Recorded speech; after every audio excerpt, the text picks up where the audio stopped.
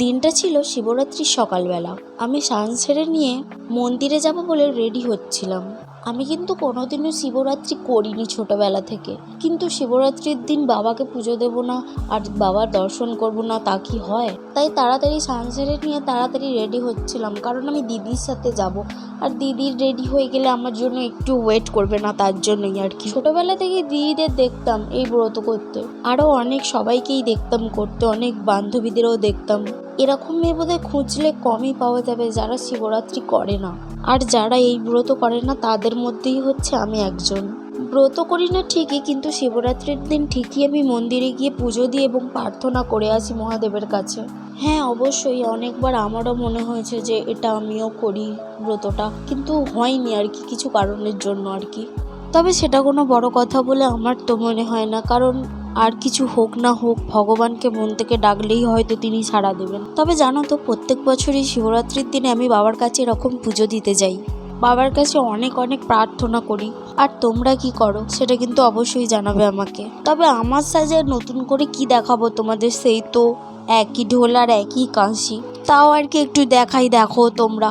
কিন্তু তোমরা এরকম কেন ভাই? এত করে তোমাদের বলি একটু সাবস্ক্রাইব করে দাও, একটু ফলো করে দাও ফেসবুক থেকে দেখলে, কিন্তু তোমরা তো করোই না। কেন ভাই?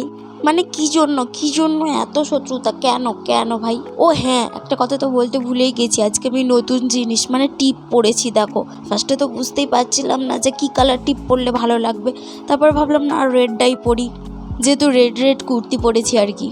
আর হ্যাঁ, অবশ্যই ওই যে ব্লাশ নাকি ওইটাকে কি বলে, একটা চিক টিন্ট, ওইটাও আজকে ফার্স্ট লাগিয়েছি, মানে ফার্স্ট ট্রাই করেছি। কেমন লাগছে কিন্তু তোমরা জানাবে আমাকে, ঠিক আছে?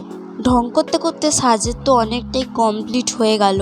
তারপরে পরে নিচ্ছিলাম একটা চেন আর পেন্ডেন্টের কি তোমরা কিছু বুঝতে পেরেছো?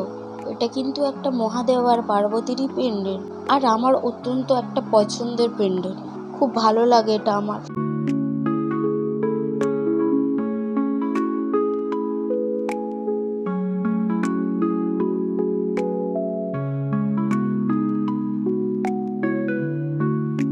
তারপর জানো তো, আমার ঘরে না ওই পুচকিগুলো চলে এসেছিলো, আর দেখো আমি বলেছি বলে ক্যামেরায় চলে আসছিলো, সেই জন্য কীভাবে ওখানে বসে বসে দেখছিল আমাকে, এই জন্য আমি এত হাসছিলাম আর ওদের পিছনে লাগছিলাম।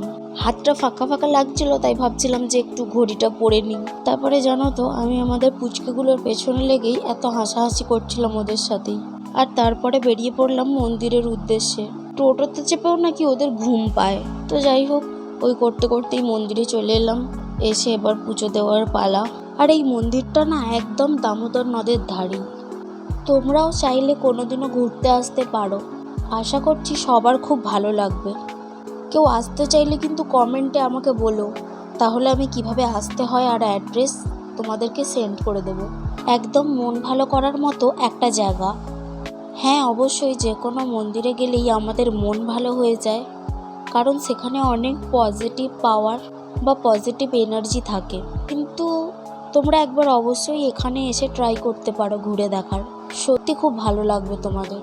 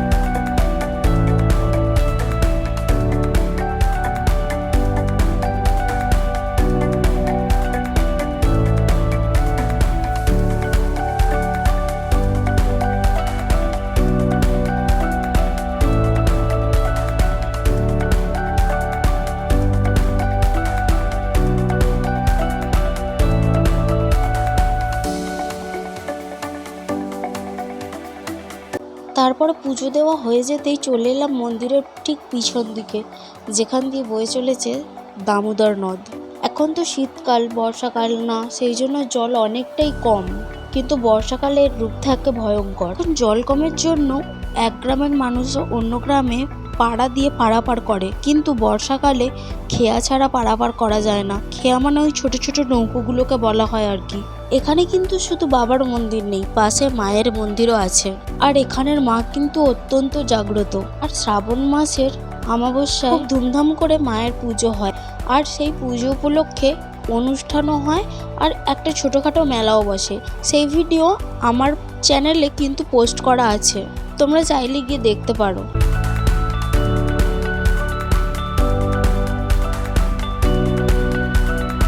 একটু বাতাসা প্রসাদ খেয়ে নিচ্ছিলাম আর একটা গাঁদা ফুল কানে গুঁজে ঢং করছিলাম।